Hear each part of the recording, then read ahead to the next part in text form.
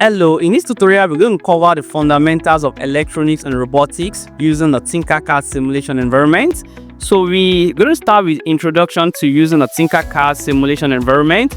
Then we're going to learn how to build simple circuits. So we're going to learn how to use different components alongside the Arduino microcontroller. We're going to learn how to use the resistor, the push button, the slide switch, the potentiometer, the photoresistor, the ultrasonic sensor. We're going to learn how to use the LED RGB, the servo motor, the OBGM motor, the buzzer, that's the piezo, the LCD system by 2 I2C, the breadboard, the multimeter. So we're going to build 4 projects in this tutorial. The first project is the traffic light, and then the second project is an LED effect.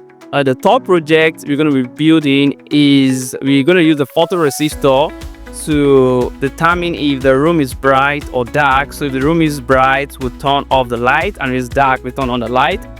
So the first project, we are going to try to create a piano where we can play some musical notes. So those are the projects we're going to be looking at in this tutorial. I believe you're going to enjoy this tutorial. So let's get started.